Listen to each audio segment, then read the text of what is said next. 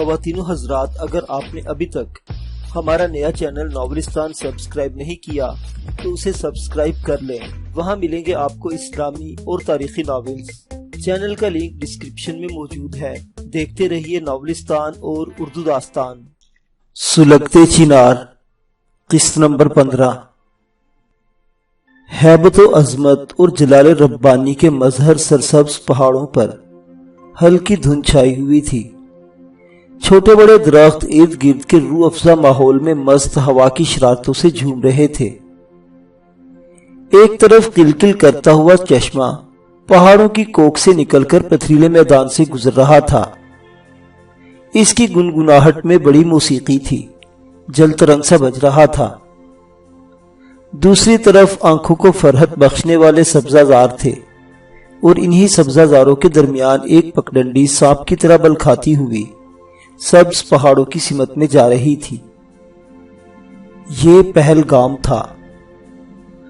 آنے والے نے بہت دیر تک اس جاں فضا منظر کو اپنی آنکھوں میں جذب کیا اور روح تک میں اتار لیا۔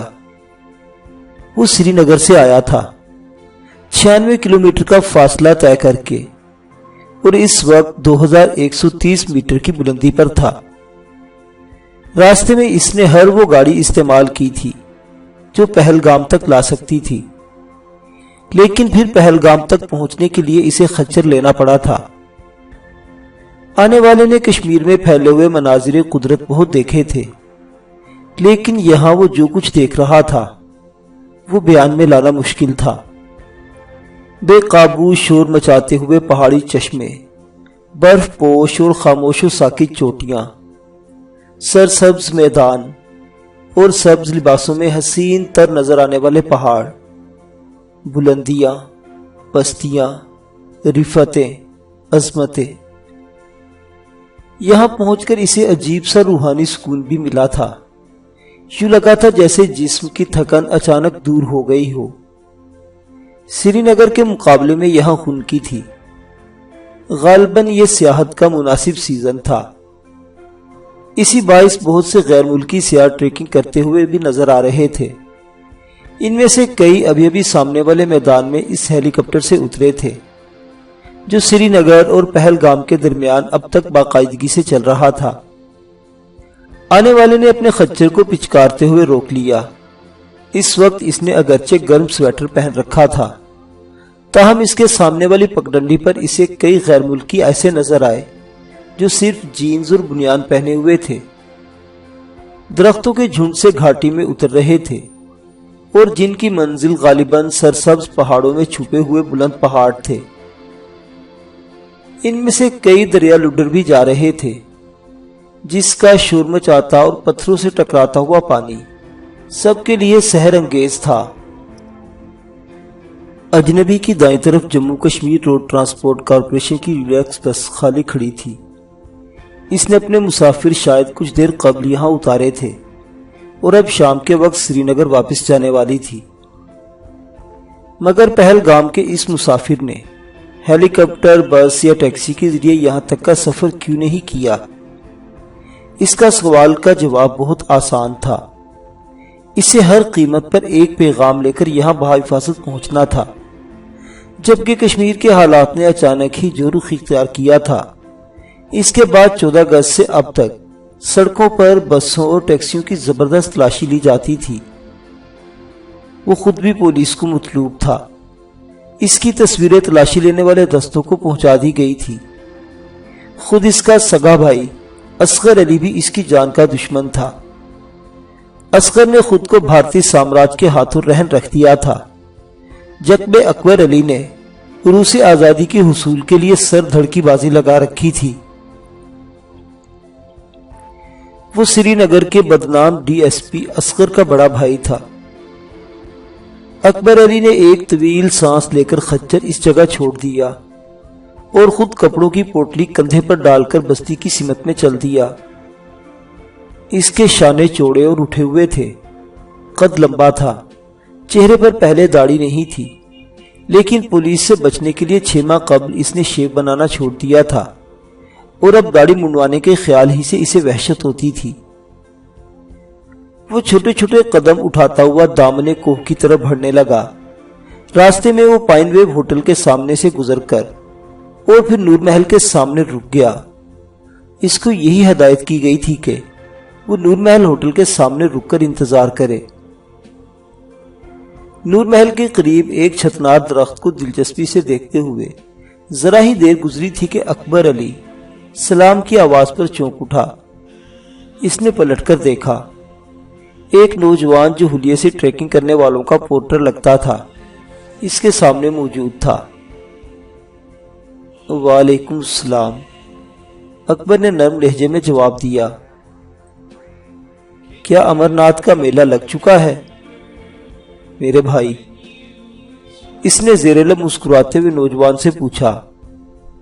یہ وہ شناختی جملہ تھا جو اسے سری نگر میں بتایا گیا تھا۔ کشمیر میں امرناتھ کے غاروں کو تاریخ میں ایک مقام حاصل ہے۔ ہندوؤں کا کہنا ہے کہ یہیں شیو دیوتا نے زندگی گزاری تھی۔ یہاں ہر سال ساون کے مہینوں میں میلہ لگتا ہے اور سینکڑوں یاتری پورنماشی کی رات گزارنے کے لیے پہلگام سے امرناتھ پہنچتے ہیں۔ اس یاترا کے لیے کشمیری حکومت نے زبردست اہتمام کیا ہے۔ یہ قافلے پہلے وادی پہنچتے ہیں جو 2895 میٹر کی بلندی پر ہے اور 3574 کی بلندی پر واقع شیش ناگ تک۔ یہاں ایک دلفریب جھیل اسی نام سے مشہور ہے۔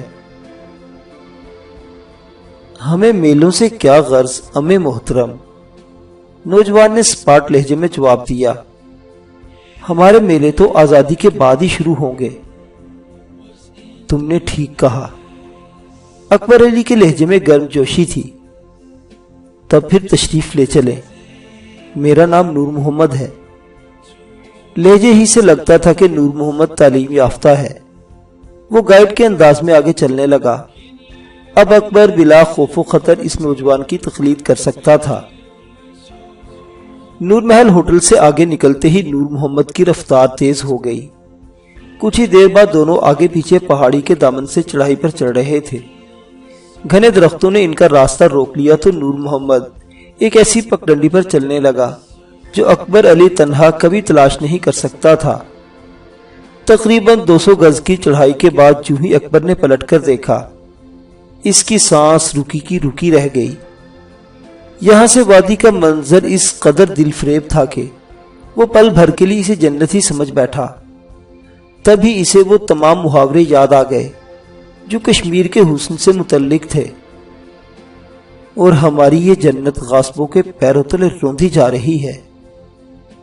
اس کی آنکھیں بھیگنے لگی۔ چلیے امّے محترم، نوجوان کی آواز نے اسے تصورات کی دنیا سے باہر کھینچ لیا۔ وہ ایک طویل سانس لے کر دوبارہ چلنے لگا۔ یہاں سے کچھ ہی دور بصیران نامی بستی ہے۔ بس یوں سمجھ لے کہ ہزاروں درختوں کے درمیان انسانوں کا جزیرہ آباد ہے وہاں۔ اگر آپ کو کبھی موقع ملے تو اس علاقے میں ٹریکنگ کے لیے ضرور آئیں۔ یہاں گاڑی کوئی نہیں جاتی، صرف خچر ساتھ دیتے ہیں۔ اس مقام پر دریا لڈر اچانک غائب ہو کر 27 میٹر بعد دوبارہ نمودار ہوتا ہے۔ یہ سب کچھ مجھے بتانا بعد میں، جب ہم سب کے پاس سیر سپاٹے کا وقت ہو۔ اکبر نے نور محمد کے شانے پر ہاتھ رکھ کر جواب دیا۔ یہاں ویسے تو سب خیریت ہے نا؟ الحمدللہ، نور محمد نے جواب دیا۔ حضرت نے مجھے خاص طور پر ہدایت کی تھی کہ میں آج نور محل کے آس پاس ہی رہوں، کیونکہ آج استاد محترم تشریف لائیں گے۔ تم نے تعلیم کہاں حاصل کی ہے؟ اکبر علی نوجوان کے لب و لہجے کے باعث پوچھے بغیر نہیں رہ سکا۔ سری نگر میں، نور محمد نے مسکرا کر جواب دیا۔ لگتا ہے تم لکھنؤ سے پڑھ کر آئے ہو۔ میں؟ نوجوان خوش دلی سے ہنس پڑا۔ ویسے میرے لہو میں لکھنؤ بھی شامل ہے جناب۔ وہ کیسے؟ میرے نانا کا تعلق لکھنؤ ہی سے تھا۔ بہت اچھے، اکبر نے مسکراتے ہوئے جواب دیا۔ اسی اثناء میں اس کی نظر ایک ایسے منزلہ مکان پر پڑی جو صرف لکڑی کا بنا ہوا تھا۔ مکان کے چاروں طرف درخت جھوم رہے تھے اور پس منظر میں برف پوش پہاڑوں کی چوٹیاں نظر آ رہی تھی۔ آس پاس کئی چھوٹے چھوٹے مکان بھی تھے اور غالباً ان درجن بھر مکانوں کی پوری آبادی ایک منزلہ مکان کے سامنے جمع تھی۔ یہ کیا ہو رہا ہے نور محمد؟ اکبر ایک لمحہ کے لیے سٹ پٹا کر بولا۔ آپ کا انتظار؟ میں سمجھا نہیں۔ آپ غور سے دیکھیں، یہ سب نوجوان ہیں۔ انہیں اس کڑے مرحلے کے لیے منتخب کیا گیا ہے جس میں ان کی رہنمائی آپ کریں گے۔ حضرت کا خصوصی حکم تھا کہ ایسے تمام نوجوان جنہیں مسلح تربیت کے لیے منتخب کیا گیا ہے اپنے انسٹرکٹر، اپنے کمانڈر کا استقبال کرنے کے لیے موجود رہیں۔ تب پھر اس بستی کے باقی لوگ کہاں ہیں؟ یہ بستی تمام لوگوں کی نہیں، یہاں صرف وہ رہتے ہیں جنہیں خود کو جد و جہد آزادی کے لیے وقف کر دیا ہو۔ ان میں سے بیشتر کا تعلق دور دراز بستیوں سے ہے اور انہیں بڑی آزمائشوں کے بعد اپنی شاگردی میں دینے کی منظوری ملی ہے۔ تم کہاں کے رہنے والے ہو؟ کٹار ناگ کے، نور محمد نے بڑے فخر سے کہا۔ حقیقت یہ تھی کہ اکبر نے یہ نام پہلے کبھی نہیں سنا تھا۔ بستی کے بڑے مکان کے قریب پہنچتے ہی نوجوانوں نے اسے گھیر لیا۔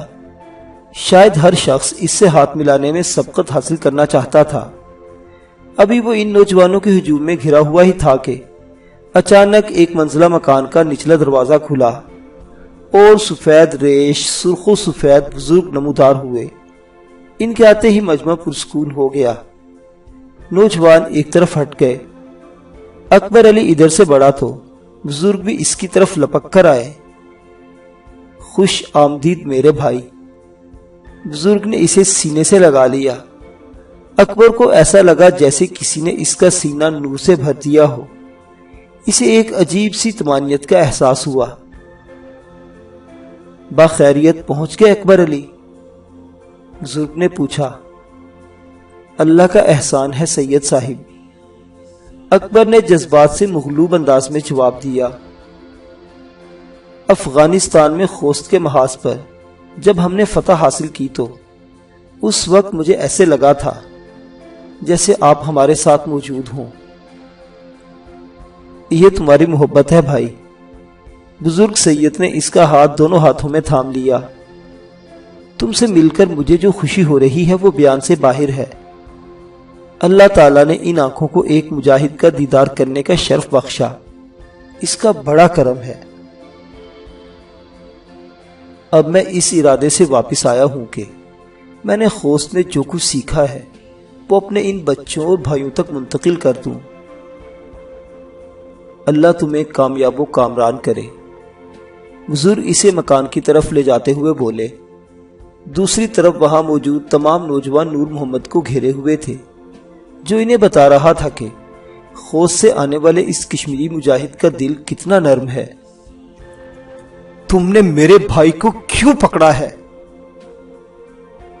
عبدالرشید زرگر نے دھاڑ کر پوچھا۔